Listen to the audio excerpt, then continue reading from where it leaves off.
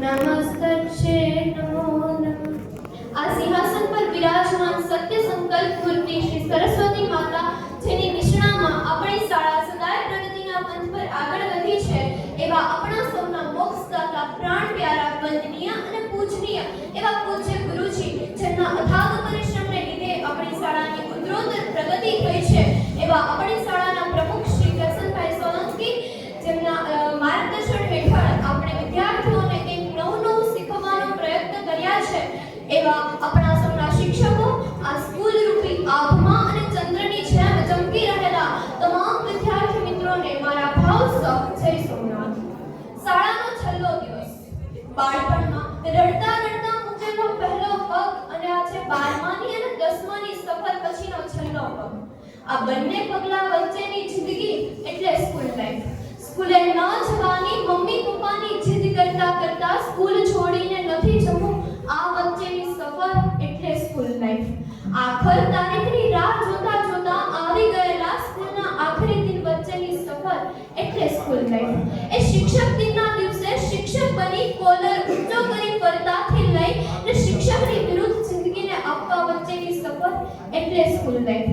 એ ચાલુ ક્લાસે નાસ્તાના ડબ્બાનું ખોલવું, એ છેલ્લી બેન્ચ પર બેસવા માટે ઝઘડવું, લેસન ન કર્યાનું નવું બહાનું શોધવું, અને જે દિવસે લેસન ન કર્યું હોય ને એ દિવસે ક્લાસની બહાર લોબીમાં બેસવું અને આખા એ ક્લાસની નજરમાંથી એક થવું।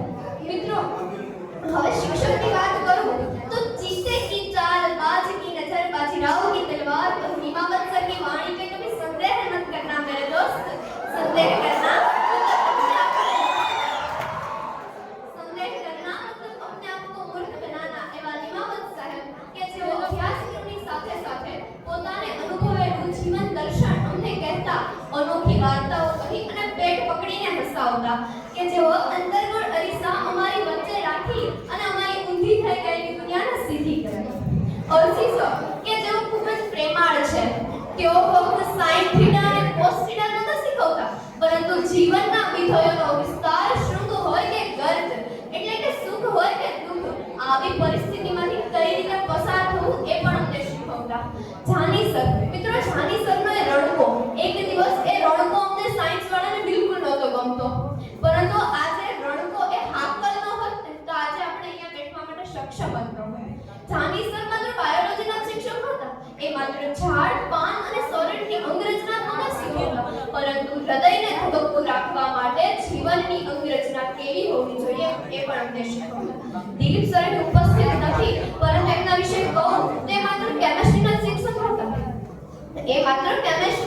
હતા, પરંતુ જીવનના રસાયણને કઈ રીતે સંયુક્ત કરવા કે કઈ રીતે વિભક્ત કરવા આ પણ અમને શીખવતા। હવે બાકી રહ્યા રજની સર અને રાઠોડ સર। રજની સરની વાત કરું તો જેઓનો વિષય જેટલો અઘરો છે એટલી એમની બોલવાની છટ્ટા પણ એવી જ સુંદર છે।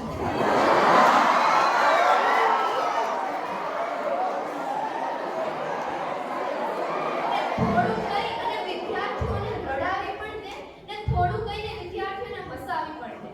હવે રાઠોડ સરની વાત કરું તો રાઠોડ સરનો એક જીવન મંત્ર છે કે સાદું જીવન અને ઉચ્ચ વિચાર। આવા રાઠોડ સાહેબ કે જો ક્લાસમાં આવે ત્યારે અમને એવું કહે કે મારો ફેવરિટ વિષય છે ફિઝિક્સ, એટલે ફિઝિક્સની વીકલી હોય ત્યારે અમે સરને એવું કહીએ કે સર આજે મારે વાંચવું છે, તો સર એવું કહે કે વાંધો નહીં, વાંચો, કાલે ભણીશું, બીજું શું। એટલે સર જ્યારે શાળાએ ન આવે ને ત્યારે અમને એમની કમી એવી રીતે મહેસૂસ થતી કે જેમ બાળકને પોતાના પિતાની કમી મહેસૂસ થતી।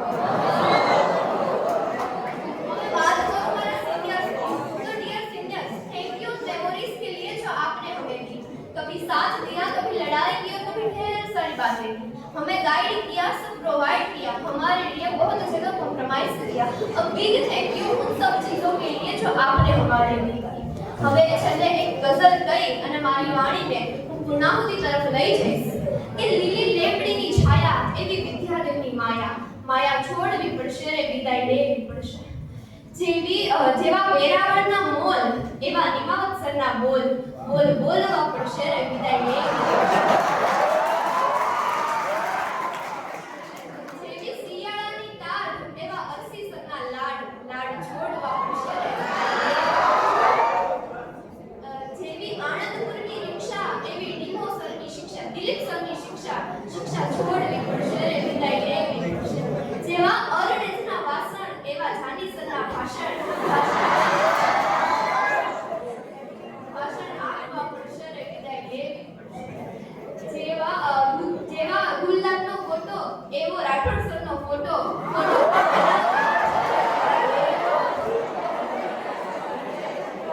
જેવો દેવડીનો ટાવર એવો રજની સરનો પાવર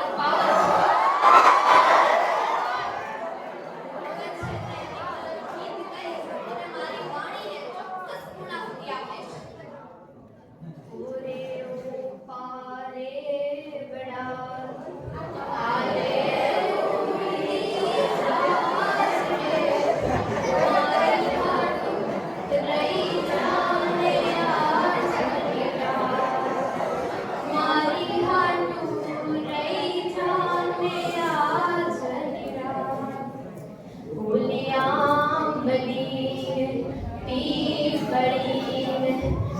से तारी बात रे परामणी करशुया में फरियाद परामणी करशुया में फरियाद मारी लाडकी ने खम्मा घड़ी मारी दीकरी ने खम्मा घड़ी मारी लाडकी रे હે નાનકડી પરિચાલી રે મારો હાથ મારી લાડકી રે ખમ્મા ઘડી મારી દીકરી રે હે મીઠુડી અમે જોશું તારી વાત છેલ્લે ધોરણ 10 ના અને 12 ના વિદ્યાર્થીઓને આગળના અભ્યાસ માટે અને બોર્ડની પરીક્ષા માટે શુભકામના પાઠવી